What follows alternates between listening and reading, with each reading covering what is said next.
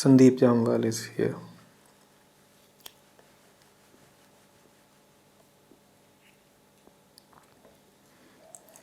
Acharya ji Pranam. While reading and meditating on Nitnem, something happened within me which is difficult to explain. And this happening was the same when we were reading Ashtavakra Gita and Upanishads. These words do not create any images, but they take me away from my chains and cut me down. Whatever we see around, most of the combinations of the word A to Z in this world, all that is just with an agenda to protect our ego or fear or greed. But when these same letters A to Z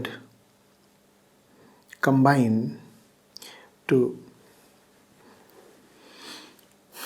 produce the Jap Sahib or Ashtavakra Gita, why is there a magic?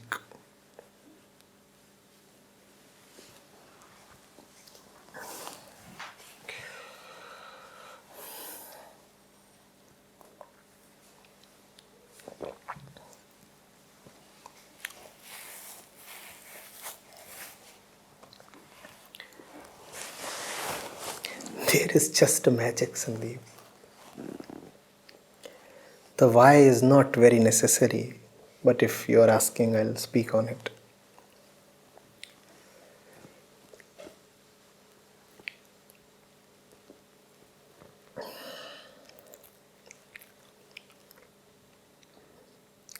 There is a sacredness, a trueness that is at the root of the world. The world keeps changing, coming and going. The trueness remains. The world is many things. To the lover of the truth, the world is an expression of the truth. To the hater of truth, the world is a competitor of the truth. Do you see how the meanings of the world can change according to the mind that is looking at the world?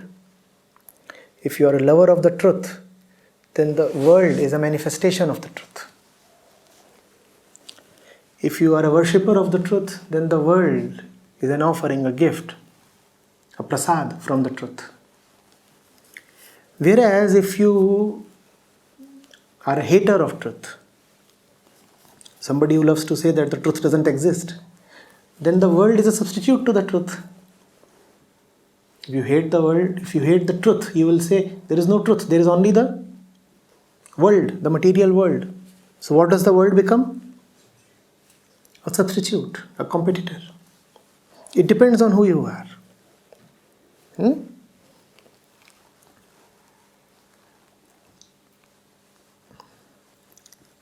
Those who love the truth, their world becomes truthful.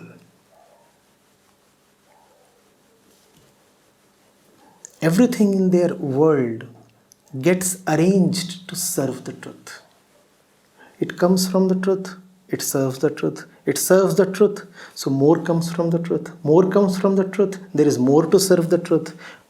The truth is served even more, there is even more that comes from truth. And all this expression is material. But that expression is merely a result of the commitment of the expressing one to the truth.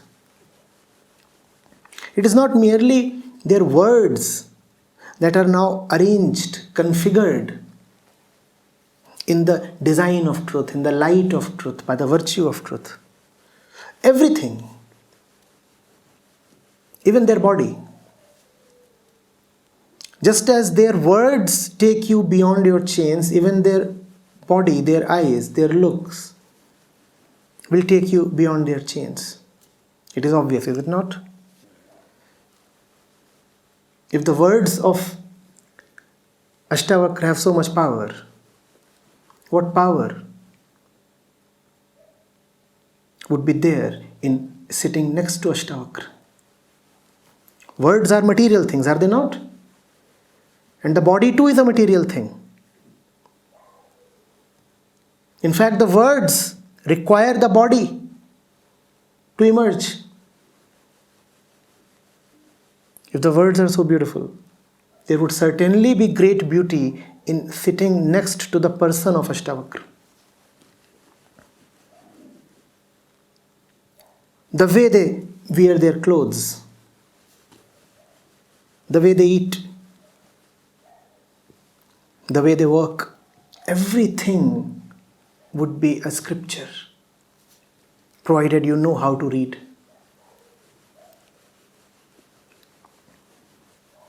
It's because everything that they have, everything that they are, is first of all an offering to the truth.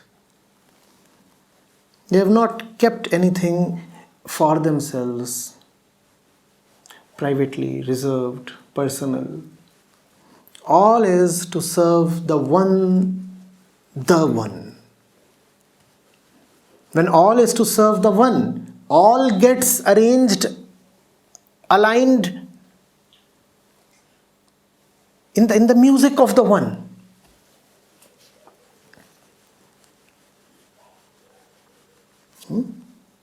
It depends on what you want to do with your earthly existence. It depends on what your fundamental concept is. If your concept is, I'm false because I'm incomplete, I'm false because my daily inadequacies prove to me that I cannot be the final one. My daily existence is the proof that this little structure cannot be the finality.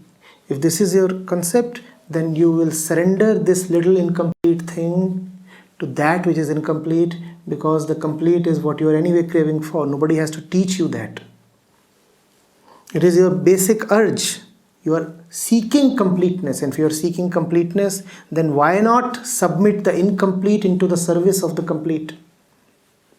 Is that not commonsensical? Your brain, your intellect, your decisions, your life, your body, your past, your experience, your knowledge, everything keeps failing, everything is incomplete, and there are abundant and daily proofs. Are there not? On one hand, you know that. On the other hand, you also know that the incomplete one does not satisfy you. Anything that is limited and bounded does not quench your thirst. So you know that you want something big. You want something big, you have something small. What to do with the small thing that you have? Use it to reach the big thing that you really want. Logical, obvious, commonsensical. You want 1,000, you have 100. What to do with the 100? Invest it in a way that it would become 1,000. It's a very gross way of putting it. But maybe the only way it would make sense to you. You have 100 and you're not happy with 100. What do you want? 1,000. What to do with the 100 then? Invest it in the service of 1,000. What are the saints doing? They are targeting a billion, a trillion, a billion trillion, a trillion trillion.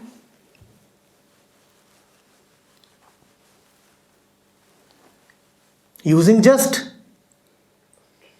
100.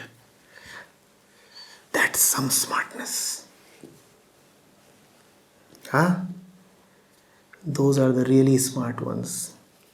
Not these dudes that are hanging around wearing the tags of smartness. Somebody gets 15% return on his investment and you start calling him smart.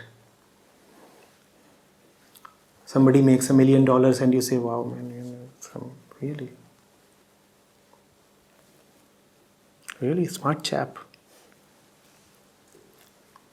He's dumb.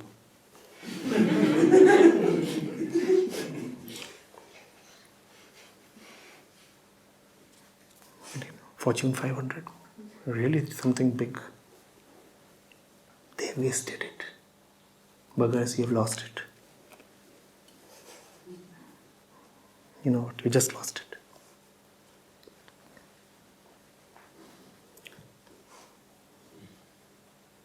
Misfortune.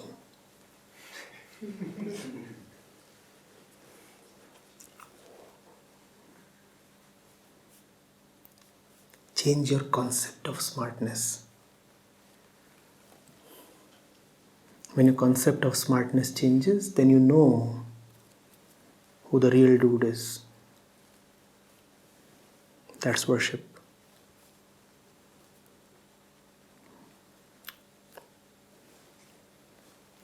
If you're dumb, then you will just admire a few other dumb people. If you're intelligent, then you worship. You worship the really smart ones. They are called saints. That requires you to be super smart. Dumb people will admire only dumb people.